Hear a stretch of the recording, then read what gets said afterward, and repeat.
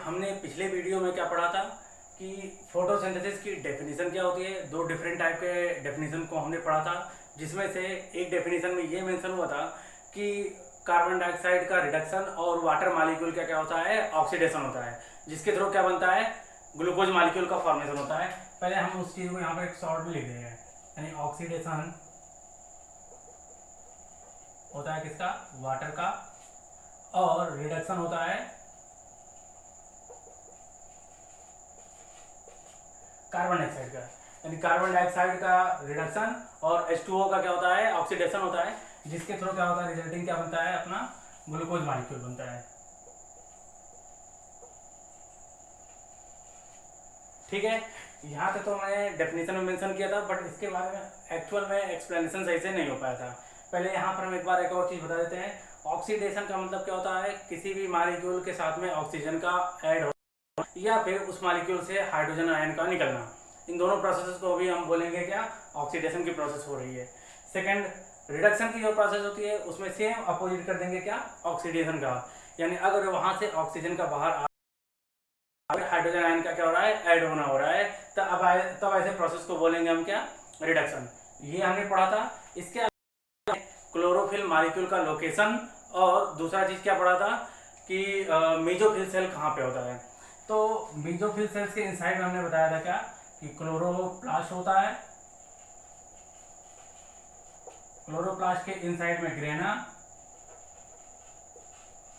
और ग्रेना के इनसाइड में क्या था, थाइलाकोइड, जो कि क्वाइन लाइक शेप का स्ट्रक्चर होता है। और थायराक्वाइड का के इनसाइड में ही काफी सारे डिफरेंट टाइप के मॉलिक्यूल्स होते हैं, और वो सारे के सारे क्या होते हैं, एक सेट में प्रेजेंट होते हैं, जिसको हम बोलते हैं क्या, क्वांटासोम। और इसी क्वांटासोम का जो पूरा स्ट्रक्चर होता है वो किसका बना होता है, कई सारे फोटोसिंथेटिक पिगमेंट का। अब उसमें मेजर जो पिगमेंट होता है वो होता है अपना क्लोरोफिल। ठीक, ये हमने पॉइंट्स क्या किए थे, पिछले वीडियो में पढ़े थे। तो अभी हम एक काम करते हैं, सबसे पहले हम क्या करते हैं, फोटोसिंथेसिस की एक इक्वेशन को पहले लिखते हैं। यहाँ पर लिखते हैं, तो हम देखते हैं क्या है, फोटोसिंथेसिस की जो इक्वेशन होती है उसमें हम देखते हैं क्या, कार्बन डाइऑक्साइड और वाटर ऑब्वियस सी बात है पार्टिसिपेट करेगा। कार्बन डाइऑक्साइड के 6 मॉलिक्यूल्स और वाटर के 12 मॉलिक्यूल्स पार्टिसिपेट करते हैं। ठीक, तो यहाँ पर हम लिख लेते हैं 6CO2 plus 12H2O gives out. Obvious सी बात है, दो चीजें थी, क्लोरोफिल और सनलाइट। इन दोनों के प्रेजेंस में प्रोसेस कंडक्ट हो रही थी। यहाँ पर H हो गया और यहाँ पर क्या, क्लोरोफिल। ठीक, इन दोनों के प्रोसेस यानी फोटोसिंथेसिस की कंप्लीट प्रोसेस में इन दोनों मॉलिक्यूल्स के थ्रू ग्लूकोज मॉलिक्यूल बनता है, ऑक्सीजन बनता है, और वाटर का मॉलिक्यूल का फॉर्मेशन होता है। यहाँ पर ग्लूकोज का फॉर्मूला लेते हैं C6H12O6 plus 12H2O plus 6O2। ठीक, तो यहाँ तक तो हमने क्या है, ये एक यूनिवर्सल जो हमारा पास जो यूज होने वाला जो फॉर्मूला है फोटोसिंथेसिस का, वो हमने यहाँ पर मेंशन कर रखा है। ठीक है, यहाँ पर हमने जो ये ऑक्सीजन यहाँ मेंशन किया है, ये सेम ऑक्सीजन यहाँ पर भी है, वाटर के पास भी है और कार्बन डाइऑक्साइड के पास भी है। कभी कभी क्या होता है, क्वेश्चन आता है कि इसमें यानी रिजल्टिंग जो बना हुआ ऑक्सीजन होता है, ये ऑक्सीजन किसका होता है, वाटर का या कार्बन डाइऑक्साइड का। तो पहले ही श्योर हो जाइए एकदम इस चीज को लेकर के कि ये जो ऑक्सीजन होता है वो H2O का होता है। यानी जो ऑक्सीजन रिजल्टिंग बनता है, जो कि स्टोमेटा के थ्रू एयर में रिलीज हो जाता है, वो ऑक्सीजन किसके थ्रू बनता है, वाटर मॉलिक्यूल के स्प्लिटिंग के थ्रू बनता है। ठीक है, अब इसके लिए जो प्रूफ है, वो उस प्रूफ के बारे में भी हम आगे पढ़ेंगे नेक्स्ट वीडियो में, कि H2O के स्प्लिटिंग से या कार्बन डाइऑक्साइड के स्प्लिटिंग से ही बनता है ऑक्सीजन, जो रिजल्टिंग बना हुआ है, यानी दोनों में से किसके थ्रू बनता है। ठीक है, तो अब हम क्या करते हैं, एक काम करते हैं, अब यहाँ पर हम क्या करते हैं, सीधा फोटोसिंथेसिस की पूरी डेफिनेशन को, यानी पूरी की पूरी कंप्लीट प्रोसेस की एक समरी बना लेते हैं।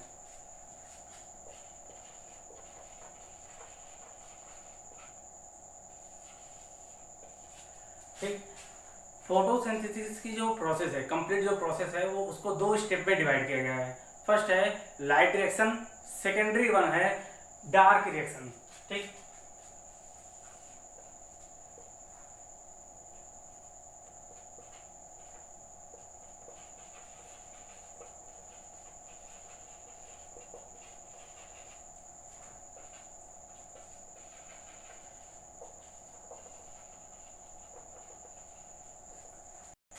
ठीक है। तो यहाँ हमने क्या किया, फोटोसिंथेसिस की जो कंप्लीट प्रोसेस है उसको हमने दो स्टेप में डिवाइड कर रखा है, क्या, लाइट रिएक्शन और डार्क रिएक्शन, यही दोनों टर्म यूज किया जाता है।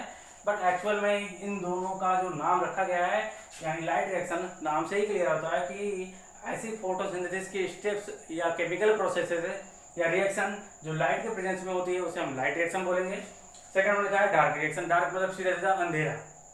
तो ऐसी भी स्टेप्स यानी फोटोसिंथेसिस की रेस्ट ऐसी स्टेप्स जो अंधेरे में यानी डार्क में होती है, तो ऐसे स्टेप को ऐसे प्रोसेसेस को हम बोलेंगे क्या, डार्क रिएक्शन।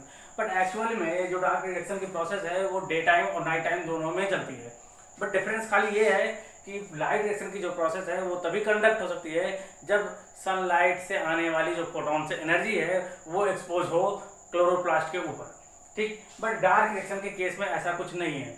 डार्क रिएक्शन चाहे सनलाइट पड़े डजंट मैटर या ना पड़े, उससे कोई फर्क नहीं पड़ता, फिर भी डार्क रिएक्शन की प्रोसेस क्या होती रहती है, ठीक है।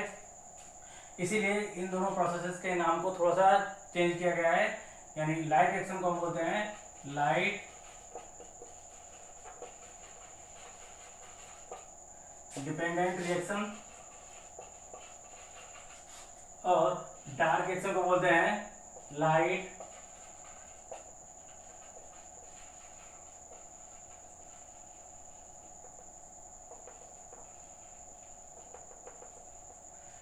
Independent reaction. ऑब्वियसली बात है, नाम से ही क्लियर हो जाता है। लाइट इंडिपेंडेंट रिएक्शन मतलब क्या, कि लाइट की प्रेजेंस की जरूरत नहीं है, ठीक। और सेकेंड हमारा यहाँ जो हमारा लाइट रिएक्शन है ये लाइट डिपेंडेंट रिएक्शन मतलब लाइट के प्रेजेंट में ही चलेगा, ठीक। अब एक काम करते हैं, इस लाइट रिएक्शन की प्रोसेस में हम एक बार देख लेते हैं कि लाइट रिएक्शन की प्रोसेस में एक्चुअली में होता क्या है। तो लाइट रिएक्शन की जो प्रोसेस होती है उसमें मेजर जो फंक्शन होता है वो होता है क्या, H2O का स्प्लिटिंग होता है।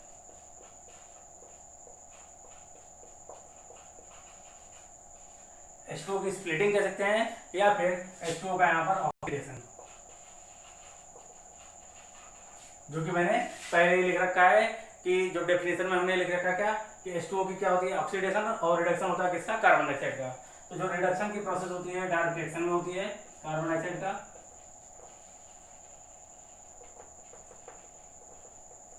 ठीक है। अब हम एक काम करते हैं, इस पूरी प्रोसेस को थोड़ा सा समरी करके देख लेते हैं। लाइट रिएक्शन में एक्चुअल क्या क्या प्रोसेसेस होती हैं और डार्क रिएक्शन में क्या क्या होती हैं। लाइट रिएक्शन की जो प्रोसेस होती है वो क्लोरोप्लास्ट के ग्रेना पार्ट में चलती है, जबकि डार्क रिएक्शन की जो प्रोसेस है वो चलती है स्ट्रोमा में,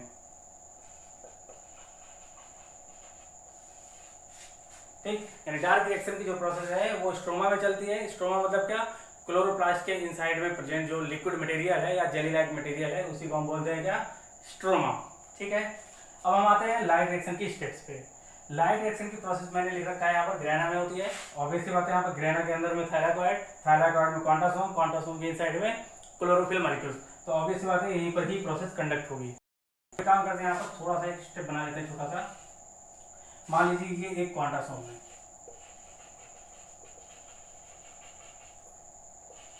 जिसके इनसाइड में क्या है, क्लोरोफिल मॉलिक्यूल्स प्रेजेंट है, ठीक है।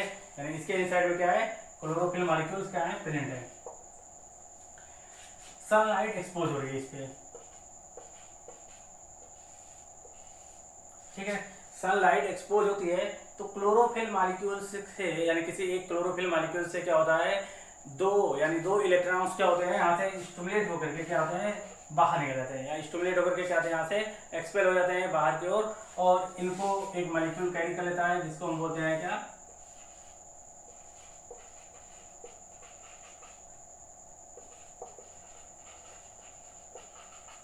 इलेक्ट्रॉन एक्सेप्टर, बराबर है, ठीक है। अब यहाँ से जो निकले हुए दोनों इलेक्ट्रॉन्स होते हैं, इन दोनों इलेक्ट्रॉन के पास में काफी हाई अमाउंट में क्या होती है, पोटेंशियल एनर्जी होती है, ठीक है। अब इस पोटेंशियल का क्या होता है, रिडक्शन होता है या इसकी लॉस हो जाती है इसकी एनर्जी को। लेकिन इसकी जब एनर्जी लॉस होगी तो उस एनर्जी को यानी लॉस हुई एनर्जी को कैरी करता है कौन, ADP मॉलिक्यूल, जो कि एक इनऑर्गेनिक फॉस्फेट के मॉलिक्यूल के साथ में बाइंड होकर के बना लेता है ATP, जिसको हम बोलते हैं क्या, एनर्जी बंडल या एनर्जी का पैकेट बोलते हैं, बराबर है। यहाँ पर हम देखते हैं एक प्रोसेस देखते हैं या एक स्टेप देखते हैं, यहाँ पर होता क्या है एक्चुअल में, यहाँ पर हो रहा है क्या, ADP मॉलिक्यूल के साथ बाइंड हो रहा है कौन, फॉस्फेट ग्रुप। अगर किसी मॉलिक्यूल के साथ फॉस्फेट ग्रुप बाइंड होता है तब इस प्रोसेस को बोलते हैं फॉस्फोराइलेशन। ठीक है, तब इस प्रोसेस को हम बोलते हैं क्या, फॉस्फोराइलेशन बोलते हैं। बट यहाँ पर ये जो प्रोसेस चल रही है वो सनलाइट की वजह से ही हो रही है। ठीक है, यानी सनलाइट की वजह से हो रही है, इसलिए इस स्टेप का नाम रखते हैं हम क्या, फोटोफॉस्फोराइलेशन।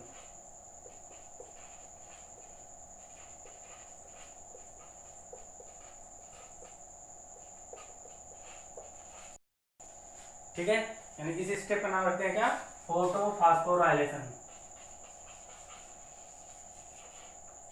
ठीक है, यहां तक तो क्लियर हो गया चीजें, कोई कंफ्यूजन नहीं है। ठीक है, अब हम आते हैं वापस। यहां हम देखा क्या कि क्लोरोफिल जो मॉलिक्यूल थी इसकी एक पेयर इलेक्ट्रॉन लॉस हो चुकी है और ऐसे कंटिन्यूसली होने की प्रोसेस चलती रहती है। बट अब अगर ऐसे ही लॉस होती रहती और वापस से इलेक्ट्रॉन वापस ना आए, ठीक है, तो ऐसे सिचुएशन में क्या होगा, इस क्लोरोफिल मॉलिक्यूल का एग्जिस्टेंस खराब हो जाएगा या एग्जिस्टेंस खत्म पॉसिबल नहीं होगा। ठीक है, तो ऑब्वियस सी बात है इसकी लॉस हुई इलेक्ट्रॉन जो होगी उस ये क्या करेगा, वापस से फुलफिल करने की कोशिश करेगा। ठीक है, जाती है तो ये ले लेगा, अगर नहीं मिलती सोर्स का ढूंढना स्टार्ट करेगा। होता क्या है, प्रोसेस चल रही है, इसमें कुछ स्टेप्स ऐसे होते हैं, कुछ क्या होता है, इसकी जो ट्रांसफर हुई एनर्जी है यानी इलेक्ट्रॉन्स जो है वो वापस भी आ जाती है और कुछ केसेस ऐसे हैं जिसमें क्या होती है, वापस नहीं आती है। तो अगर ऐसा कोई केस है जिसमें इलेक्ट्रॉन इसकी वापस आ जाती है, ठीक है, यानी इसकी जो खुद की निकली हुई इलेक्ट्रॉन निकली हुई है क्लोरोफिल की, ये अगर वापस से इसमें आ जाती है क्लोरोफिल में ही जिसकी लॉस हुई है, तो ऐसे स्टेप को बोलते हैं साइक्लिक फोटोफॉस्फोराइलेशन। साइक्लिक टर्म इसलिए लेते हैं क्योंकि इलेक्ट्रॉन वापस आ चुकी है। फोटोफॉस्फोराइलेशन का मतलब सीधे सीधा यहाँ से है। ठीक है, यानी एटीपी का फॉर्मेशन होना। ठीक है, लेकिन अगर ऐसा कोई स्टेप हो जिसमें क्या हो, इलेक्ट्रॉन वापस ना हो, ठीक है, वापस ना आ पाए, तब ऐसे सिचुएशन में क्या होता है, इसी सनलाइट के एक्सपोजर में क्या होती है, कंटिन्यूसली H2O मॉलिक्यूल की क्या होती है, ब्रेकडाउन भी चलती रहती है। ठीक है, H2O मॉलिक्यूल की ब्रेकडाउन या स्प्लिटिंग होती रहती है। स्प्लिटिंग के अलावा हम यहाँ पर एक टर्म यूज कर सकते हैं, क्या बोल सकते हैं, इससे ज़्यादा क्या कि H2O मॉलिक्यूल का यहाँ पर ऑक्सीडेशन हो रहा है। ऑक्सीडेशन कैसे, यहाँ पर आपको H2O लिख देना है। ठीक है, तो अगर सनलाइट के एक्सपोजर में क्या हो रहा है, H2O मॉलिक्यूल का क्या हो रहा है, स्प्लिटिंग हो रहा है। ठीक है, तो ठीक है, यहाँ ऑक्सीडेशन लिख रहे हैं। ऑक्सीडेशन का मतलब मैंने पहले ही बताया था, ऑक्सीजन का एडिशन होना या हाइड्रोजन आयन का बाहर निकलना। हाइड्रोजन एटम्स के बारे में देखते हैं, तो हाइड्रोजन एटम्स कितने हैं, टोटल 4। ठीक है, तो 4 इलेक्ट्रॉन्स, ठीक है, और यहाँ पर ऑक्सीजन निकलेगा। ठीक है, तो यहाँ पर जो प्रोटॉन्स निकला हुआ है, ठीक है,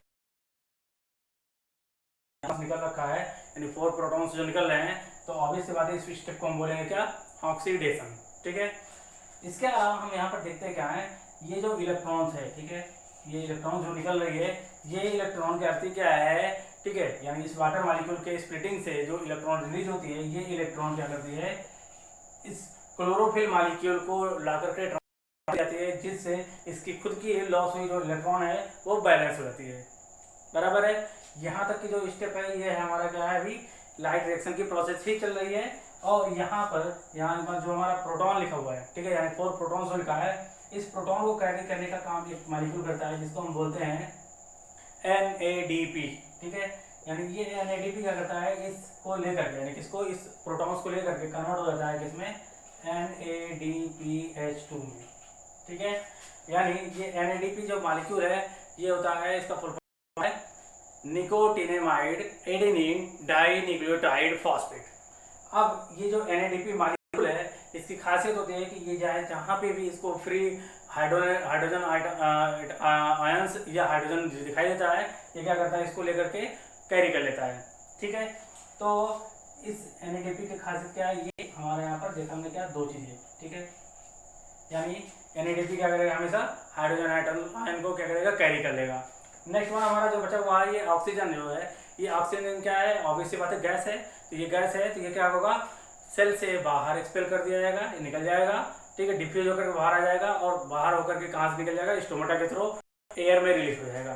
ठीक है, तो हमने देखा क्या कि लाइट रिएक्शन की प्रोसेस में 3 चीज़ें बनती हैं। ठीक, पहला एटीपी, दूसरा NADPH2 और एक ऑक्सीजन। क्लियर हुआ यहाँ तक? कोई कंफ्यूजन तो नहीं है ना? ठीक है, अब आगे हम देखते हैं कि आगे की स्टेप में से कैसे कैसे होता है। प्रोसेस है, ये पूरी पूरी लाइट रिएक्शन की एक समरी है, ठीक है। बट प्रोसेस है पूरी तरह से लाइट रिएक्शन के ऊपर है, मतलब अगर लाइट रिएक्शन भी पॉसिबल नहीं है, ठीक है। क्यों नहीं है तो थोड़ा सा बताते हैं तो अपने आप समझ में आ जाएगी चीजें। डायरेक्ट रिएक्शन की जो प्रोसेस होती है वो कहाँ चलती है? स्ट्रोमा, कार्बन डाइऑक्साइड का रिडक्शन होता है, ठीक है। तो अब इस जो कार्बन डाइऑक्साइड का रिडक्शन होना है वो कहाँ हो रहा है? स्ट्रोमा में, ठीक है। तो स्ट्रोमा में क्या होता है? कई सारे अलग अलग डिफरेंट टाइप के मॉलिक्यूल्स होते हैं और वो सारे मॉलिक्यूल्स क्या करते हैं? एक साइक्लिक पाथ में एक दूसरे में इंटरचेंज होते रहते हैं, ठीक है। अब उस इंटरचेंज की प्रोसेस में ही कार्बन डाइऑक्साइड क्या करता है? वन बाय वन इंटर करना स्टार्ट करता है। हम एक काम करते हैं, यहाँ पर शॉर्ट में क्या करते हैं? एक साइकिल बना लेते हैं, ठीक है। एक साइकिल हमने बना लिया जो कि क्या कहाँ चलती है? डायरेक्ट रिएक्शन की प्रोसेस में कई सारे मॉलिक्यूल्स का क्या है? सेट होता है, जो क्या होता है? वन बाय वन क्या होता है? एक दूसरे में इंटरचेंज होते रहते हैं एंड फाइनली जो प्राइमरी प्रोडक्ट मॉलिक्यूल रहेगा उसी में भी वापस आकर के ये कन्वर्ट हो जाते हैं, ठीक है। इस साइकिल को हम बोलते हैं क्या? C3। C3 टर्म देने का मतलब ये है कि इस पूरी प्रोसेस में जो पहला या पहला स्टेबल जो मॉलिक्यूल बनता है, ठीक है, उसमें में कार्बन का जो नंबर होता है वो 3 होता है, इसलिए इसको हम C3 साइकिल। इस पूरी की पूरी C3 साइकिल को हम काफी डिटेल में पूरा पूरा पढ़ेंगे, हर एक मॉलिक्यूल के नाम भी पढ़ेंगे, बट अभी हम यहाँ कर रहे हैं क्या? इसके अलावा इस C3 साइकिल को हम केल्विन साइकिल भी बोलते हैं।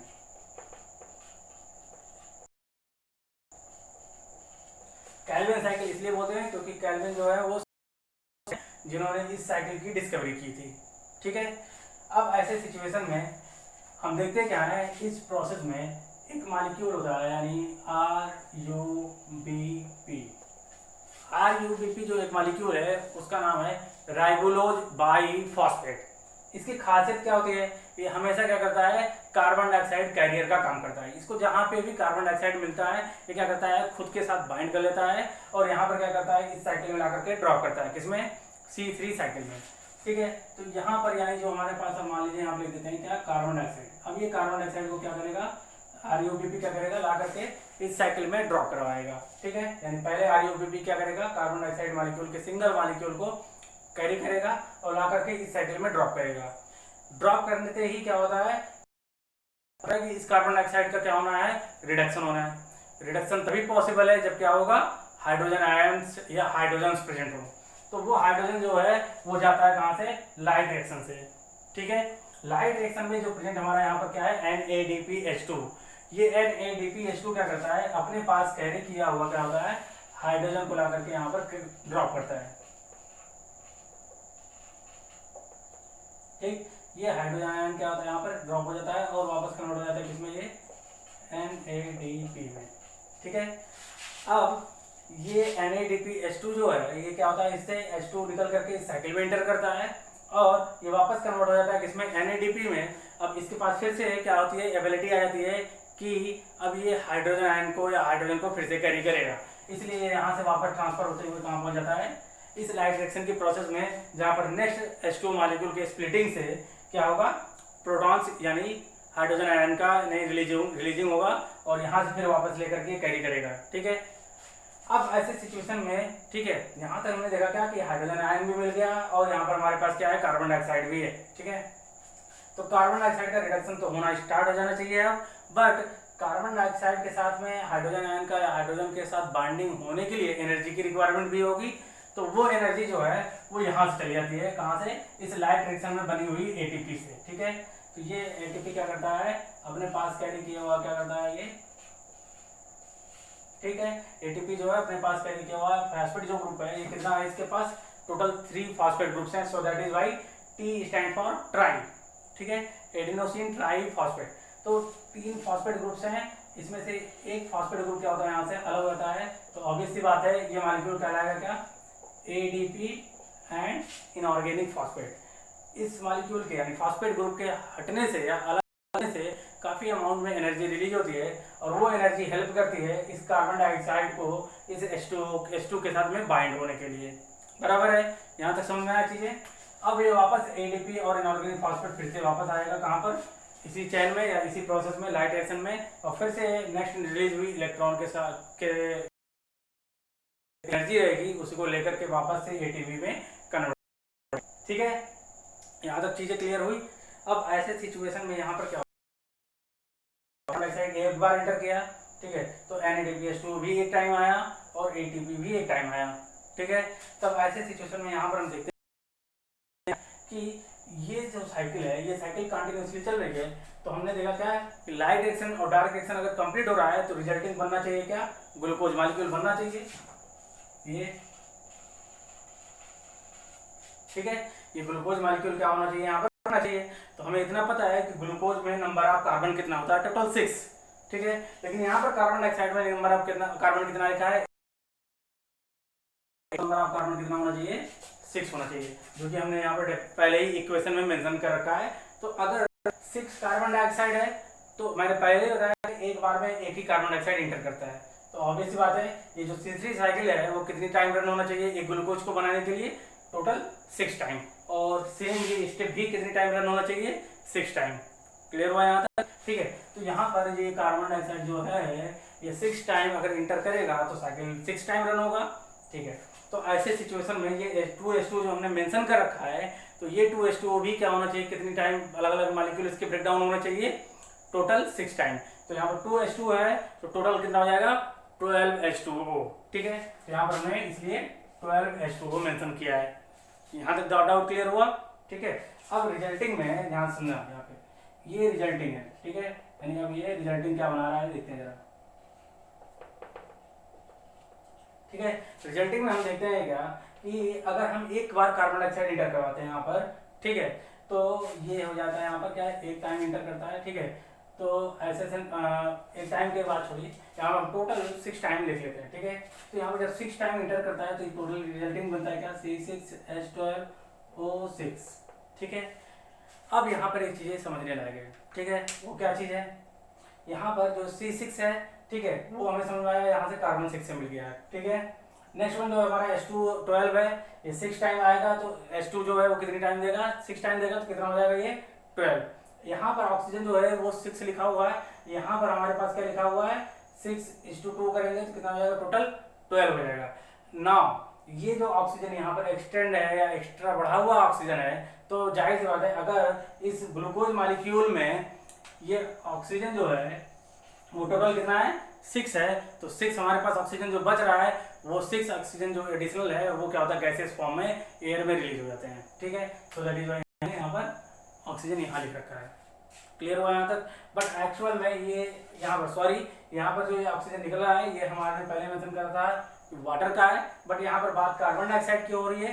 तो ये जो रेस्ट 6 कार्बन जो ऑक्सीजन है वो एक्चुअल में इलेक्ट्रॉन के साथ में बाइंड होकर के हाइड्रोजन आयन के साथ में बाइंड होकर के बना लेता है वाटर मॉलिक्यूल्स। तो टोटल 6 H2O भी बन जाते हैं, ये यहाँ पर हमने मेंशन कर रखा है। ये कैसे कैसे स्टेप बाय स्टेप कैसे कैसे पूरा रिलीज होते हैं या बनते हैं, इसके बारे में मैं आगे जब डिटेल में पूरे लाइट रिएक्शन की प्रोसेस और डार्क रिएक्शन की प्रोसेस को पढ़ेंगे तो वहाँ पर ये चीज़ें क्लियर हो जाएंगी।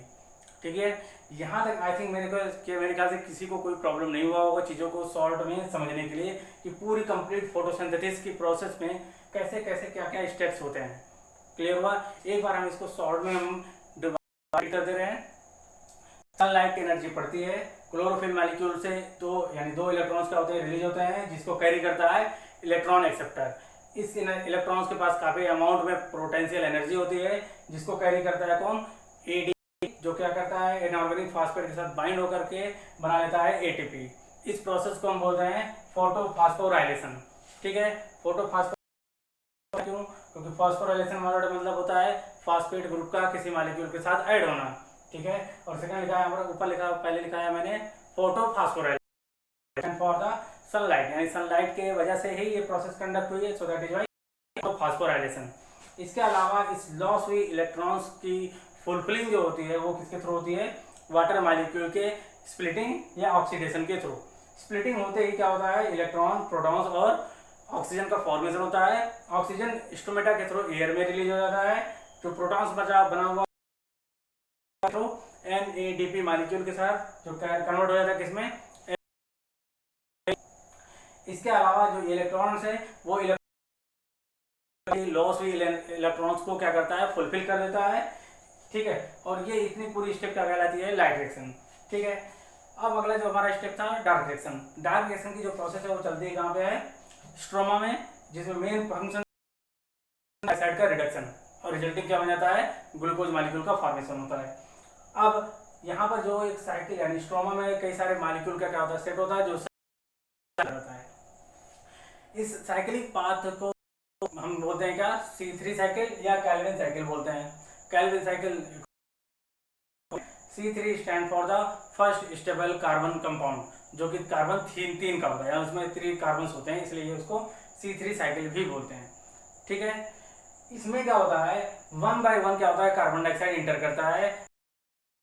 इक्वेशन में ही 6 कार्बन डाइऑक्साइड है तो एक बार में एक इंटर करता है बोरॉन होने में, जिसको कौन लेकर आता है, RuBp, इसलिए हम RuBp को बोलते हैं कार्बन डाइऑक्साइड कैरियर भी बोलते हैं। ठीक है, कहता है कार्बन डाइऑक्साइड को 1 by 1 इंटर कराता है इस साइकिल में, जिससे इसका रिडक्शन हो पाए। रिडक्शन हाइड्रोजन आयन की जरूरत पड़ेगी और वो हाइड्रोजन कहाँ से चला जाता है, लाइट रिएक्शन में बना हुआ NADPH2 का तो क्या करता है, अपने पास कैरी किया हुआ हाइड्रोजन लाकर के इस साइकिल में ड्रॉप करता है और वापस से कन्वर्ट हो जाता है NADP में। अब ये NADP क्या होता है, वापस चला आता है इस लाइट रिएक्शन की प्रोसेस में, जो नेक्स्ट वाटर मॉलिक्यूल की स्प्लिटिंग के थ्रू बना हुआ जो प्रोटॉन्स होगा उसको वापस से कैरी करेगा। ठीक है, इसके अलावा इन दोनों को यानी कार्बन डाइऑक्साइड का प्रोटॉन के साथ या हाइड्रोजन आयन के साथ में क्या होता है, बाइंडिंग होगा या रिडक्शन की प्रोसेस होगी। इस रिडक्शन के लिए एनर्जी की भी रिक्वायरमेंट होगी और वो एनर्जी कौन फुलफिल कर देता है, ATP, जो कि लाइट रिएक्शन में बना हुआ होता है। ये ATP पहुंचता है और खुद की इसकी स्प्लिटिंग के थ्रू क्या होता है, इसके ब्रेकडाउन के थ्रू क्या बन जाता है, ये ADP होता है, जिससे काफी अमाउंट में एनर्जी रिलीज होती है और वो एनर्जी क्या होती है, दी जाती है, इस साइकिल में इंटर कर दी जाती है, जिसके थ्रू क्या होता है, हाइड्रोजन का इस कार्बन डाइऑक्साइड के साथ में रिडक्शन हो जाता है। ठीक है, यहाँ तक हमने देखा क्या कि अगर ये 6 टाइम रन होता है तो ये 6 टाइम बने मतलब इंटर करेगा कार्बन डाइऑक्साइड जब 6 टाइम रन इंटर करेगा तो हाइड्रोजन आयन जो यहाँ पर हाइड्रोजन है वो भी क्या होगा, 6 टाइम जाएगा। ठीक है, तो 6 टाइम जब पहुँचता है तो टोटल हमारे रिजल्टिंग जो बनता है वो क्या है, C6H12O6, जिसमें हमने देखा कार्बन जो 6 है वो कार्बन यहाँ से हो गया। ठीक है, हाइड्रोजन जो है यहाँ पर एक टाइम में एक बार में दो हाइड्रोजन एटम्स आ रहे थे, इसलिए यहाँ पर हमने टोटल कितना लिख रखा है, 12। ठीक है, 6 टाइम होगा तो 12 ही होगा। यहाँ ऑक्सीजन हमने लिख रखा है 6। ठीक है, तो ये जो ऑक्सीजन 6 लिख रखा है, यहाँ पर हमने देखा क्या कि ऑक्सीजन टोटल कितना है, 12 है, तो यहाँ पर 6 तो इसके थ्रू आ जाता है। ठीक है, लेकिन जो रेस्ट 6 ऑक्सीजन का क्या होता है, प्रोटॉन के साथ में बाइंडिंग होना लगता है के साथ में काफी सारे उस क्लोरोप्लास्ट के इनसाइड में यानी क्वांटासोम या थैलाक अमाउंट में या एक्सेस अमाउंट में पहले से ही प्रोटॉन्स होता है। उस प्रोटॉन के साथ ऑक्सीजन के साथ में बाइंडिंग होती है, जिसके साथ में क्या होता है, रिजल्टिंग बन जाता है क्या, वाटर मॉलिक्यूल्स। यानी इसलिए हम रिजल्टिंग में यहाँ पर एक और भी मॉलिक्यूल लिख देते हैं क्या, H2 बन जाता है। ठीक है, तो ये रहा हमारा पूरा का पूरा कंप्लीट समरी, पूरे के पूरे क्या, फोटोसिंथेसिस की। नेक्स्ट वीडियो में हम क्या करेंगे कि पूरी स्टेप को तो हम और आगे डिटेल में पढ़ने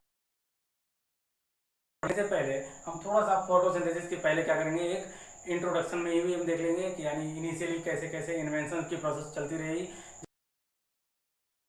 बेस्ट जो हमारे पास जो एक्सप्लेनेशन मिला हुआ ये सारा का सारा, इसके पहले कई सारे लिए गए थे साइंटिस्टों को थ्रू, उसके बारे में भी हम शॉर्ट में पढ़ेंगे और कुछ उसको भी हम पढ़ेंगे ताकि हमें आगे इस स्टेप को पढ़ने में। ठीक है, तो आगे हम नेक्स्ट वीडियो में पढ़ते हैं।